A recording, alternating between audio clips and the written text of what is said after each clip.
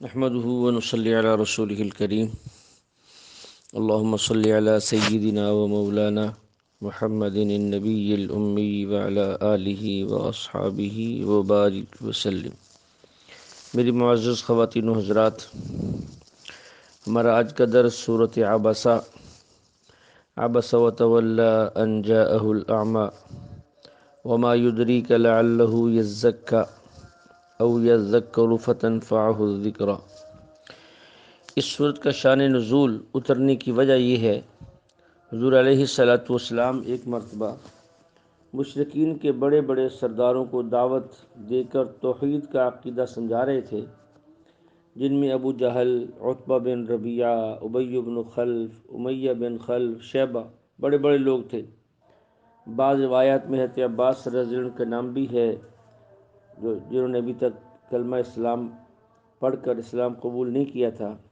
اسی گفتگو کے دوران حضرت عبداللہ بن ام مکتوم رضی اللہ عنہ حاضر ہوئے اور قرآن کریم کی کوئی آیت سمجھنا چاہتے تھے، تو حضور علیہ الصلاۃ والسلام نے ان کی طرف توجہ نہ دی۔ انہوں نے اصرار بھی کیا، بار بار پوچھا، تو آپ علیہ الصلاۃ والسلام کو ان کا یہ بار بار پوچھنا ناگوار گزرا۔ آپ علیہ الصلاۃ والسلام نے ان سے توجہ ہٹائی اور اپنی توجہ مشرکین مکہ کی طرف ادھر ہی متوجہ رہے۔ جب یہ مجلس ختم ہو گئی تو اسی وقت وحی کے آثار شروع ہوئے اور یہ صورت مبارکہ نازل ہوئی، عبس وتولی۔ اللہ تعالیٰ فرماتے ہیں محبوب ناگوار گزرا ان کو، انہوں نے توجہ نہ دی، اس لیے کہ آنے والا شخص ان کے پاس جو تھا وہ ایک نابینا شخص تھا۔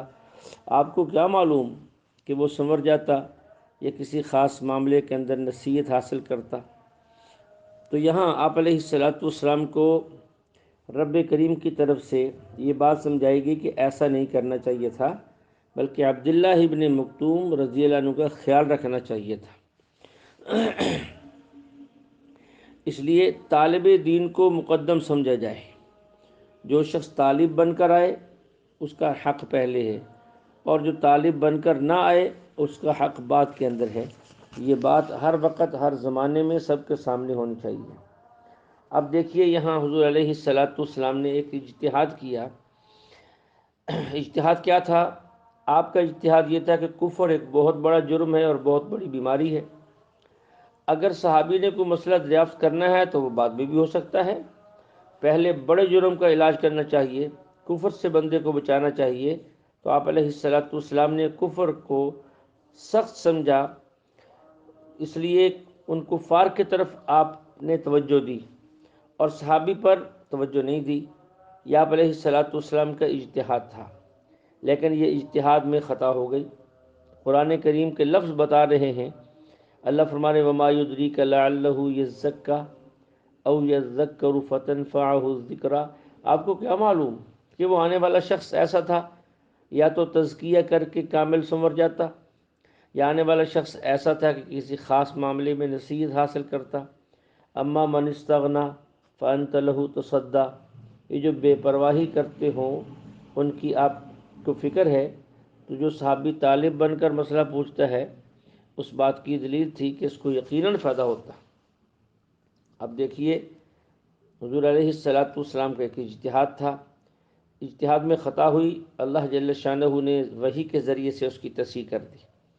اب لوگوں کو اعتراض ہے کہ یہاں امام ابو حنیفہ رحمہ اللہ سے خطا ہو گئی، امام شافعی رحمہ اللہ سے خطا ہو گئی۔ لوگ اس قسم کے دعوے کرتے ہیں اور اعتراض کرتے ہیں۔ دیکھیے اجتہاد تو اللہ کے نبی کرے اس میں بھی خطا ممکن ہے، لیکن فرق یہ ہے جیسا کہ پہلے بھی عرض کیا جا چکا، غیر نبی کے اجتہاد میں خطا ہو جائے تو وہ بسا اوقات اسی پر قائم رہتا ہے کیونکہ اس پر وحی نہیں آتی، لیکن اگر نبی کے اجتہاد میں خطا ہو جائے تو نبی اس پر قائم نہیں رہتا اور اللہ اس کو قائم رہنے نہیں دیتے، کیونکہ بعد میں وحی آ جاتی ہے تو اور اس کی خطا کا جو ہے اس کو درست کر دیا جاتا ہے۔ تو یہاں یہی بات تھی کہ جو طالب ہے اس کو جو اپنا ہے اس کا حق پہلے ہے، جو غیر ہے اس کا حق بعد کے اندر ہے، اس لیے جو ہے اپنوں کا خیال پہلے رکھنا چاہیے۔ اس وقت آپ علیہ الصلوۃ والسلام کے سامنے دو کام تھے بیک وقت، ایک مسلمان کو تعلیم اور اس کی تکمیل اور دل جوئی، دوسرا غیر مسلموں کو ہدایت، تو آپ علیہ السلام نے ان کی طرف توجہ دی، دوسرے کام کی طرف توجہ دی، حالانکہ پہلا کام دوسرے کام پر مقدم ہے، جیسے کہ اللہ تعالیٰ نے اس کی وضاحت فرما دی ہے۔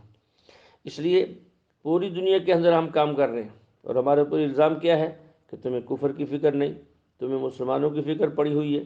لوگ کہتے ہیں دیکھیے یہ طریقہ ہمیں اللہ نے سمجھایا ہے کہ پہلے اپنوں کی فکر کرنی ہے، دوسروں کی فکر بعد میں کرنی ہے۔ اس لیے دنیا بھر کے اندر تبلیغی جماعت کام کرتی ہے اور ان کا اصول یہ ہے کسی کافر کو اسلام کی دعوت نہیں دینی۔ آپ کو دیکھ کر کلمہ پڑھ لیں اور بات ہے، مسلمان ہو جائیں الگ بات ہے، دعوت آپ نے اپنوں کو دینی ہے، اپنوں کو ٹھیک کرنا ہے، پھر کافر بھی مسلمان ہو جائیں گے۔ تو اس لیے پہلے اپنوں کی فکر اور پھر دوسروں کی فکر، مسلمان کی فکر پہلے اور کافر کی فکر جو ہے وہ بعد کے اندر۔ اس کو ایک آسان مثال سے اگر یوں سمجھ لیے جائے، ایک حادثے کے اندر ایک گائے بھی زخمی ہو گئی جو مرنے کے قریب ہے، ایک گدھا بھی زخمی ہو گیا جو مرنے کے قریب ہے، تو پہلے گائے کے گلے پر چھری پھیر دی جائے تاکہ وہ حرام ہونے سے بچ جائے اور اس کا گوشت جو ہے وہ ضائع ہونے سے بچ جائے، وہ کسی غریب مسکین کے مسلمانوں کے کام آ سکے۔ گدھا تو بہرحال حرام ہے، اس کے گلے پہ چھری پھیر دی جائے وہ پھر بھی حرام ہے، اگر وہ ویسے مر جائے وہ پھر بھی حرام ہے۔ اس لیے پہلے اپنوں کو جو اسلام لا چکے، کلمہ پڑھ چکے، دعویٰ کر چکے اللہ اور اس کے رسول علیہ السلام پر ایمان لانے کا اور محبت کا، کہ وہ درست ہو جائیں، ان کے اعمال درست ہو جائیں۔ اگر یہ ٹھیک ہو گئے تو پوری امت ٹھیک ہو جائے گی۔ اس انداز سے جو ہے ہم اپنا کام جو کر رہے ہیں، جو بندہ دین کے جس شعبے میں لگا ہوا ہے دل جمی سے کام کرے، شرح صدر سے کام کرے، لوگوں کی باتوں پر دھیان نہ دیں، ہم اپنے بڑوں کی رہنمائی کے اندر اپنا کام کرتے رہیں، ہمیں دوسروں کی طرف توجہ دینے کی ضرورت نہیں ہے۔ اس سے آگے چل کر اللہ نے کچھ چیزوں کو بطور انعام بیان کیا اسی صورت کے اندر۔ فرمایا ثم اماتہ فاقبرہ، پھر انسان کو موت دی اور اسے قبر میں پہنچایا۔ یہاں اللہ رب العزت نے موت کو مقام نعمت میں بیان کیا ہے، یہ بہت بڑی نعمت ہے، کیونکہ حدیث پاک کے اندر بھی ہے تحفۃ المؤمن الموت، مومن کا تحفہ موت ہے۔ آپ علیہ السلام تشریف فرما تھے، ایک جنازہ گزرا، آپ نے فرمایا مستریح او مستراح منہ، یہ مستریح ہے یہ مستراح منہ ہے۔ صحابہ کرام نے عرض کیا یا رسول اللہ، مستریح یا مستراح منہ کا مطلب؟ فرمایا یہ مرنے والا یا تو لوگوں کے شر سے بچ گیا یا لوگ اس کے شر سے بچ گئے۔ تو موت مومن کے لیے تحفہ ہے۔ مومن جیسا بھی ہو، وقتی طور پر طبی تقاضے کی وجہ سے موت سے گھبراتا ہے، لیکن در حقیقت ہر مومن موت سے پیار کرتا ہے، کیونکہ دنیا میں محبوب ترین چیز مومن کی اللہ ہے۔ اللہ ملے گا موت کے بعد، دنیا میں ملتا نہیں ہے، دنیا میں زیارت نہیں ہے، اس کے بعد زیارت ہوتی ہے، اس لیے موت ایک تحفہ ہے۔ حیان بن اسود کا یہ قول، الموت جسر یوصل الحبیب الی الحبیب، موت ایک پل ہے جو دوست کو دوست سے ملاتی ہے۔ تو کون شخص ہے جو موت سے پیار نہ کرتا ہو؟ موت سے ہر مومن پیار کرتا ہے، موت سے ڈرنے کی بھی ضرورت نہیں ہے، اور جو ہے اور بس موت کی صرف تیاری کی ضرورت ہے۔ جب انسان موت کی تیاری میں لگ جاتا ہے تو اسے یہ ساری چیزیں حاصل ہو جاتی ہیں۔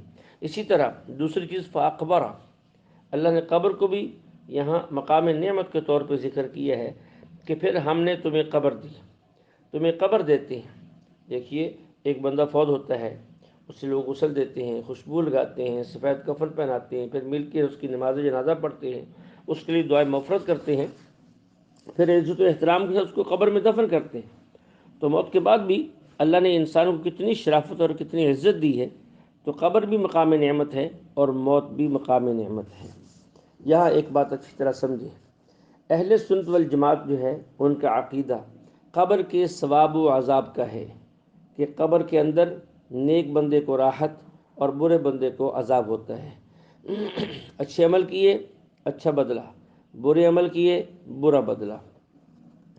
قبر میں ثواب و عذاب، اس بات کو اچھی طرح سمجھیں، وہ پہلے بھی یہ بات گزری، مرنے کے بعد موت کے بعد انسان کو راحت ملے یا عذاب ملے، وہ اصالتاً اصلاً جو ہے بلا واسطہ براہ راست روح کو ہوتا ہے، پھر اس کے واسطہ سے طبعاً ضمناً پھر جسم کو ہوتا ہے۔ موت کے بعد کے احوال براہ راست روح پر آتے ہیں، روح کے واسطے سے جسم پر آتے ہیں، جیسے دنیا کے اندر احوال براہ راست جسم پر آتے ہیں اور جسم کے واسطے سے روح پر آتے ہیں، کیونکہ مرنے کے بعد براہ راست جو احوال آتے ہیں، خواہ وہ راحت کے ہوں خواہ وہ عذاب کے ہوں، وہ روح پر آتے ہیں۔ اس لیے کبھی کبھی اس کو یہ بھی روحانی زندگی بھی کہہ دی جاتا ہے، لیکن روحانی زندگی کہنے کا مطلب کوئی یہ مت سمجھے کہ ہم جسم کے منکر ہیں، قطعاً ایسا نہیں ہے۔ آگے قبر کے متعلق ایک بات ہے، اکثر لوگ یہ اشکال کیا کرتے ہیں، بلکہ اشکال پیدا کی جاتا ہے تاکہ لوگوں کو شکوک و شبہات کے اندر مبتلا کر دی جائے کہ جسم تو ہوتا نہیں ہے تو احوال آتے کیسے ہیں؟ مثلا ایک بندے کو جانور کھا گیا اور وہ اس کا پخانہ بن کے نکل گیا، اب کس کو عذاب و ثواب ہوگا؟ میت کو جلا دیا گیا، راکھ بنا کر ہوا میں اڑا دیا گیا، پانی میں بہا دیا گیا، تو عذاب کس کو ہوگا؟ کوئی بندہ پانی میں گر کے ڈوب گیا اور مر گیا، اس کے اعضاء پانی میں تحلیل ہو گئے، اب کس کو عذاب ہوگا؟ یہ شبہات پیدا کی جاتے ہیں یہ بتانے کے لیے کہ جسم کو قبر میں ثواب و عذاب نہیں ہوتا، اور یہ بتانے کے لیے کہ یہ قبر نہیں ہے جو زمین والی ہے، قبر وہ ہے جو علیین یہ سجین میں ہے، کیونکہ اس کو تو قبر ملی نہیں، یہ بندہ تو دفن ہوا ہی نہیں، پھر اس کو ثواب و عذاب کیسے ہوگا؟ اس بات کو اچھی طرح سمجھیں۔ گو پہلے بھی کہیں عرض کیا ہے، مسئلہ یہ ہے ہمارا مد مقابل، ہمارا خصم، ہمارا مخالف قبر کا معنی نہیں سمجھتا، اس لیے اشکال کرتا ہے، اور ہماری حالت یہ ہے کہ ہمیں قبر کا معنی نہیں آتا، اس لیے ہم جواب نہیں دے سکتے۔ وہ بھی سمجھ جاتا اور ہم بھی سمجھ جاتے تو کم سے کم جو دیانت اور امانت داری کی لڑائی ہے وہ تو ختم ہو جاتی، باقی ضد والی لڑائی کا علاج دنیا میں نہیں ہے۔ قبر کی تعریف سمجھے تو پھر یہ اشکال پیدا نہیں ہوتا۔ انسان کی وفات کے بعد، موت آنے کے بعد، میت یا میت کے اجزاء جہاں جہاں موجود ہیں وہی جگہ اس کے لیے قبر ہے۔ موت کے بعد میت یا میت کے اجزاء جہاں جہاں موجود ہیں وہی جگہ اس کے لیے قبر ہے۔ تو دنیا میں کون ایسا انسان ہے جس کو قبر نصیب نہیں ہوئی؟ اگر کسی کو جانور نے کھا لیا، پھر پخانے کے راستے سے وہ نکل گیا، تو اس کے اجزاء کسی جگہ تو موجود ہوں گے، وہی اس کے لیے قبر ہے۔ جلا کر راکھ بنا کر اڑا دیا، پانی میں بہا دیا، آخر وہ ذرات کہیں تو ہوں گے، بے شک ہوا کے اندر اڑ رہے ہوں یا پانی میں بہتے ہوئے پانی کے اندر تیر رہے ہوں یا پانی کی تہ میں جا کر بیٹھ گئے ہوں، تو جہاں جہاں وہ ذرات ہیں وہی جگہ اس کے لیے قبر ہے۔ انسان پانی میں ڈوب کے مر گیا، اجزاء تحلیل ہو گئے، تو تحلیل ہونے کے بعد پھر کہاں گیا؟ آخر وہ اجزاء کہیں نہ کہیں تو تیر رہے ہیں یا کسی نہ کسی زمین کے حصے کے اندر تو وہ بیٹھ چکے ہیں، تو وہی جگہ اس کے لیے قبر ہے۔ اب میت صحیح سالم ہو، اس کے ساتھ روح کا تعلق بھی اللہ نے قائم کرنا ہے، اور اگر میت صحیح سالم نہ ہو بلکہ اس کے اجزاء منتشر ہو جائیں، ریزہ ریزہ ہو جائیں، تو اس کے ساتھ بھی روح کا تعلق اللہ نے قائم کرنا ہے۔ تو اللہ کی قدرت پر کیا اشکال ہے؟ یہ صرف اس قسم کی باتیں کرتے ہیں یہ لوگ، یہ دلیل نہیں ہوتی، یہ ڈھکوسلا ہوتا ہے، وگرنہ وہ شخص جو قبر میں ہے جس کو دفن کر دی جاتا ہے، اور عموماً لوگوں کو دفن کی جاتا ہے 3-4 دن کے بعد، تو اس کی لاش بھی پھٹ جاتی ہے عموماً، چند دن کے بعد جس سے مٹی میں ریزہ ریزہ ہو جاتا ہے، تو پھر یہ 3 سوال کرنے کی ضرورت کیا ہے، اور پھر یہ اشکال پیدا کرنے کی ضرورت کیا ہے کہ جس کو آگ میں جلا دیا گیا، جس کو شیر کھا گیا اور جو پانی میں ڈوب گیا، سارے ہی عمومی طور پہ جو دفن ہونے والے ہیں ان کی بھی حالت یہ ہو جاتی۔ اس لیے ہم نے کہا کہ روح کو ہوگا، کیا مطلب؟ اصالتاً اصلاً عذاب اور راحت روح کو، روح کے واسطے سے جسم کو، بس روح کا جسم کے ساتھ تعلق ہوتا ہے، کوئی لمبا چوڑا تعلق نہیں چاہیے، بس اتنا تعلق کافی ہے، قدر ما یتلذذ و یتألم، جس سے انسان جو ہے ثواب کا مزہ محسوس کرے اور عذاب کی تکلیف محسوس کرے، اتنا ہی تعلق چاہیے۔ ایسا دنیا والا تعلق نہیں چاہیے کہ انسان دوڑنے لگ جائے۔ اس لیے اگر قبر کا یہ معنی آپ لوگوں کے ذہن میں ہو، ان کے ذہن میں ہو، تو وہ اشکال نہیں کریں گے، آپ کے ذہن میں ہو تو آپ جواب دے دیں گے۔ اس کے بعد جو ہے ایک برزخ کی بات ہے، اس پر بھی ایک اعتراض ہے، اسے بھی سمجھے۔ اسی قبر کو برزخ بھی کہہ دیا جاتا ہے کہ برزخ میں ثواب و عذاب ہوتا ہے۔ لوگ کہتے ہیں برزخ تو اور جہان ہے، یہ جہاں ہے ہی نہیں، تو فرعون تو اس جہاں کے اندر موجود ہے، پھر وہ برزخ میں کیسے ہوا؟ پھر اس کو برزخ کا عذاب تو نہیں ہو رہا، کیونکہ وہ تو دنیا کے اندر موجود ہے، عجائب گھر کے اندر موجود ہے، میز کے اوپر اس کی میت رکھ کر اوپر شیشے سے ڈھکی گئی ہے۔ یہ اشکال بھی اس لیے پیدا ہوا کہ اعتراض کرنے والے کو برزخ کا معنی ہی نہیں آتا۔ وہ اعتراض اگر آتا وہ اعتراض نہ کرتا، اور ہمیں برزخ کا معنی نہیں آتا، اگر ہمیں آتا ہوتا تو ہم جواب دے دیتے۔ ہم جواب اس لیے نہیں دے سکتے کہ ہمیں برزخ کا معنی نہیں آتا۔ اب اس کو سمجھیں، برزخ کسے کہتے ہیں؟ سجین ایک مقام ہے جو 7 زمینوں کے نیچے ہے۔ علیین ایک مقام کا نام ہے جو سات آسمانوں سے اوپر ہے۔ سجین سے لے کر علیین تک سارے مکان، اور موت سے لے کر حشر تک یہ سارا زمانہ، جب یہ 2 چیزیں جمع ہو جاتی ہیں تو اس کو برزخ کہتے ہیں۔ برزخ ظرف زمان اور ظرف مکان دونوں کے مجموعے کا نام ہے۔ سجین سے علیین تک ظرف مکان، موت سے لے کر حشر تک ظرف زمان، جب یہ جمع ہوتے ہیں تو پھر برزخ بنتا ہے۔ کبھی اعتراض کرتے ہیں جی فرعون بھی اسی زمین پر ہے، ہم بھی اسی زمین پر ہیں، فرعون برزخ میں ہے، ہم برزخ میں کیوں نہیں ہیں؟ اس طرح اگر کسی شخص کو قبر میں دفن نہ کریں بلکہ زمین کے اوپر ہی رکھا رہے تو وہ برزخ میں ہوگا کہ نہیں ہوگا؟ اگر وہ ہوگا تو ہم کیوں نہیں ہیں؟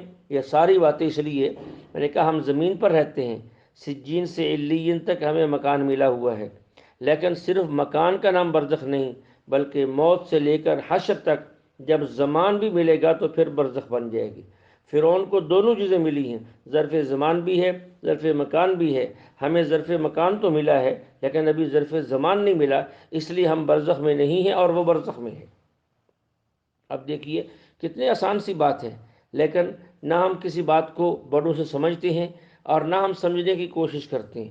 ان کا کام ہے اشکال ڈالنا، اور ہمارا کام ہے کہ بغیر سوچے سمجھے ان کی باتوں پر واہ واہ کہنا کہ کمال کر دی ہے، ایسا اعتراض کر دیا ہے کہ کسی کے پاس جواب ہی نہیں ہے۔ دیکھیے ہم اس لیے پریشان نہیں ہونا۔ دوسری بات یہ، بعض باتیں ایسی ہوتی ہیں جو اہل اللہ جو ہے، بڑے لوگ جو ہے وہ مغلوب الحال ہونے کی کیفیت میں کہتے ہیں، اس کا انکار نہیں کیا جاتا، بلکہ اس پر اگر سمجھ میں نہ آئے تو خاموشی اختیار کی جاتی ہے۔ ایسی باتیں انبیاء علیہ السلام سے بھی کوئی حال طاری ہوا، اس حال میں ایک بات کہہ دی۔ دیکھیے بدر کے موقع پر حضور علیہ السلام نے کیا فرمایا؟ اللہ کے سامنے کیا فرما رہے ہیں؟ اللہم ان تہلک هذه العصابہ من اہل الاسلام لا تعبد فی الارض ابدا۔ اے اللہ اگر یہ 313 شہید ہو گئے، قیامت تک آپ کی بات کوئی نہیں کرے گا۔ یہ کیا ہے؟ کیا اللہ کی بات 313 لوگوں پر موقوف ہے؟